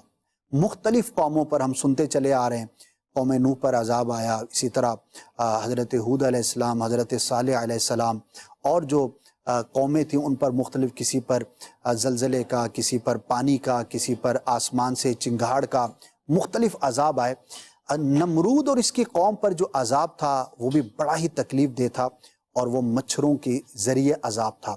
مختلف روایتیں ہیں، یہ ہے کہ مچھروں نے پوری قوم کو ہلاک کیا، اور ایک مچھر جو ہے وہ نمرود کے ناک کے ذریعے اندر گھس گیا اور کافی دنوں تک اس کو تکلیف دیتا رہا۔ اور مختلف روایتیں ہیں کہ وہ کبھی تکلیف کی وجہ سے کچھ کرتا، کبھی کچھ کرتا، لیکن اتنا بڑا بادشاہ کہ جس کو اللہ پاک نے پوری دنیا پر سلطنت دی، نافرمانی کی، اور ایک چھوٹے سے مچھر کی وجہ سے اللہ پاک نے اسے ہلاک فرمایا۔ اس کے اندر عبرت بھی ہے۔ کوئی صاحب منصب ہے، طاقت ہے، دولت ہے، مال ہے، میرے پاس آج اتھارٹی ہے، میرے سائن پر بہت کچھ ہو سکتا ہے، میں جسے چاہوں فارغ کر دوں، میں جسے چاہوں آگے بڑھا دوں، میں جسے چاہوں مالدار کر دوں، میں جس کا چاہوں مال چھین لوں، میں طاقتور ہوں، میں کچھ بھی ہوں۔ لیکن یاد رکھو کہ اللہ پاک قادر مطلق ہے، وہ جب چاہے جو چاہے کر سکتا ہے۔ اور اگر ہسٹری کا ہم مطالعہ کریں تو ہسٹری بھری پڑی ہے ایسی داستانوں سے کہ بڑے بڑے کرو فر والے آئے، بڑے بڑے لوگ آئے۔ آج بھی دنیا میں عبرت کے واقعات کچھ کم نہیں ہیں۔ آپ جس علاقے میں رہتے اسی کی پچھلی 50-100 سال کی ہسٹری کو دیکھ لیں کہ آپ کے علاقوں میں کون لوگ بڑے تھے اور آج وہ کہاں ہیں۔ انجام پر اگر آپ غور کریں، پچھلے 60-70 سال کی اپنے علاقے کی ہسٹری پہ غور کریں، کون کون آیا طاقت میں، منصب پر آیا، اور اس کا انجام کیا ہوا۔ کوئی مارا گیا، کوئی قتل کیا گیا، کوئی غائب ہو گیا، کسی کا خاندان تباہ و برباد ہو گیا، کوئی ذلت کی موت مرا، کسی کے موت کے آخری جو زندگی کے لمحات تھے انتہائی تکلیف میں گزرے۔ خواہ وہ بنی اسرائیل کے واقعات ہوں، پچھلی قوموں کے واقعات ہوں، یا ہمارے قریب ماضی قریب کے واقعات ہوں، عبرت ہی عبرت ہے۔ اللہ پاک ہمیں عاجزی کی توفیق عطا فرمائے، اور اگر ہمارے پاس طاقت ہو، منصب ہو، دولت ہو، تو اللہ پاک ہمیں اسے شکر کے اندر خرچ کرنے کی توفیق عطا فرمائے، اور تکبر سے ہم سب کی حفاظت فرمائے۔ راشد بھائی، میں چاہوں گا کہ ہجرت کی بات ہوئی، آج بھی کیا ایک تو وہ ہجرت ہے نا کہ کسی علاقے میں کوئی بڑی آزمائش ہو اور لوگ بڑی تعداد میں ہجرت کریں اور علاقے کو چھوڑ کے جائیں، لیکن جیسا کہ تعریف کے اعتبار سے کہ گناہ کی جگہ کو چھوڑنا، تو اگر آج بھی اس کی کچھ مثالیں ہو سکتی ہوں اور ایک عام شخص جو ہے وہ کس طرح سے اس پر عمل کر سکتا ہے، اس کی اگر کچھ رہنمائی ہو جائے۔ جی، آپ نے ارشاد فرمایا، ایک تو ہجرت کا ایک اصطلاحی مفہوم ہے جس کی سب سے بڑی نظیر اور مثال ہجرت مدینہ ہے، لیکن اس کے لغوی معنی کا اعتبار کرتے ہوئے اور احادیث مبارکہ میں جو ہجرت کے مضامین اور اس کو ڈیفائن کیا گیا، اس کو دیکھتے ہوئے علماء کرام نے کئی اس کی اقسام بیان فرمائی ہیں۔ اس کے ضمن میں کئی مثالیں پیش کی جا سکتی ہیں۔ یعنی ایک تو یہ ہے کہ ایک جگہ، ایک ایسا ماحول ہے جہاں پر رب تبارک و تعالیٰ کی نافرمانی، اور بندہ اس نافرمانی کو روکنے پر، اس گناہ کو ختم کروانے پر قدرت نہیں رکھتا، تو اب اس کے لیے حکم بھی یہ ہے، درست بھی یہ ہے کہ اس جگہ کو، اس گیدرنگ کو، اس ماحول کو چھوڑ کر وہ ایسے مقام پر جائے جہاں اللہ تبارک و تعالیٰ کی عبادت اور طاعت کی جا سکے۔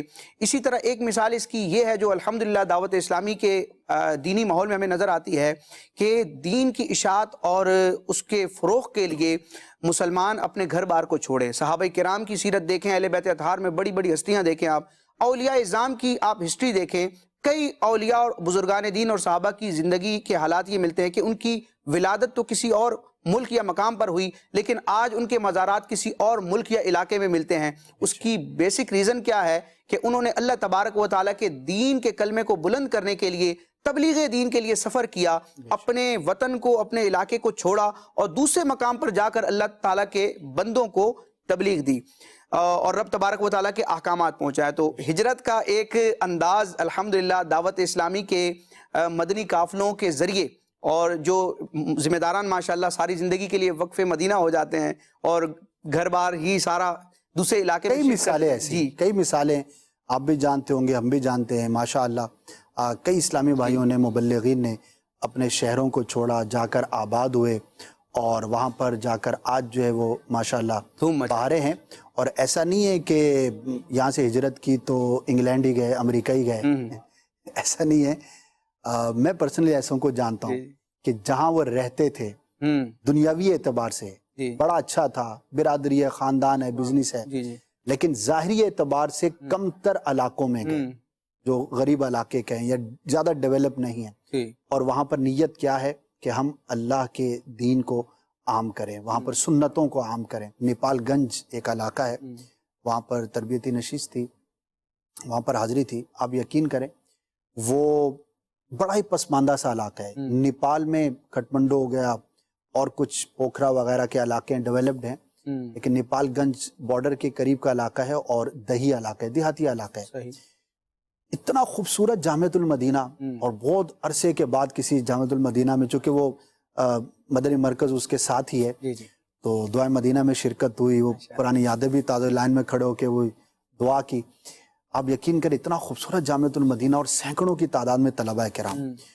تو وہاں کے لوگوں نے بتایا کہ اسد بھائی آج جو آپ دیکھ رہے ہیں نا، یہ تو بہت زبردست صورتحال ہے۔ ہمارے رکن شورا بلال بھائی جو ہیں، وہ جب آئے تھے نا تو اس گھر میں رہتے تھے۔ آپ یقین کریں وہ گھر آج بھی ہے وہاں پر، اب کچھ اور بنا ہوا ہے عارضی طور پہ، اور وہاں کے مچھر جو ہے مشہور زمانہ ہے، یعنی اگر کسی نے مچھر کا مزہ لینا ہو تو نیپال گنج چلا جائے۔ اور اس ایریے کے اندر کئی ماہ گزارے، اس وقت کی تکلیفیں، آزمائشیں، اور آج جو ہے ماشاءاللہ وہاں پر مدنی بہترین مسجد ہے، جامعۃ المدینہ ہے، مدرسۃ المدینہ ہے، کافی ہمارے اساتذہ جات ہیں، اور بھی اس طرح کی بہت ساری مثالیں ہیں کہ وہاں پر جب گئے تو آزمائشیں تھیں، اللہ پاک نے وہاں پہ برکت عطا فرمایا۔ اللہ پاک ہمیں بھی توفیق دے۔ ٹھیک ہے ہم مستقل کہیں پر ہجرت نہیں کر سکتے یا اسباب نہیں ہیں، لیکن 3 دن کے مدنی قافلے میں سفر کر لیں، 12 دن کے مدنی قافلے میں سفر کر لیں، اپنے علاقے میں ہی ایک جگہ سے دوسری جگہ چلے جائیں۔ اور اسی طرح ہجرت کا ایک مفہوم گناہ کو ترک کرنا بھی ہے، تو گناہ کو ترک کرنا اگر ہجرت کا ثواب دیتا ہو تو ضرور کرنا چاہیے۔ تو گناہ کی نحوست سے بچیں گے، دوسرا اللہ پاک کی رحمت سے بے پناہ ہمیں ثواب ملے گا۔ تو اللہ پاک کی بارگاہ میں دعا کرتے ہیں کہ اللہ پاک ہمیں حضرت سیدنا ابراہیم خلیل اللہ علی نبی جنا علیہ الصلاۃ والسلام کے صدقے اس کی رضا کے کام کرنے کی توفیق عطا فرمائے، توکل عطا فرمائے، تبلیغ دین کے لیے وقت نکالنے کی توفیق عطا فرمائے، خدمت دین کے لیے ہجرت کرنے کی توفیق عطا فرمائے، ان کی سیرت کی ہمیں برکتیں عطا فرمائے۔ ہمارے پروگرام کا وقت اختتام کے قریب ہے، آخر میں ایک کلام کو، چند اشعار کو شامل کریں گے اور اسی کلام پر ہی ہمارے سلسلے کا اختتام ہوگا۔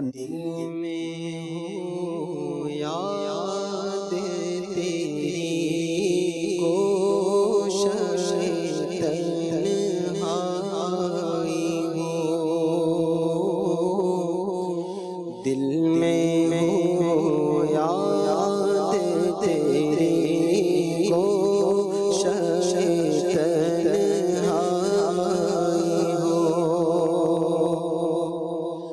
میں ہو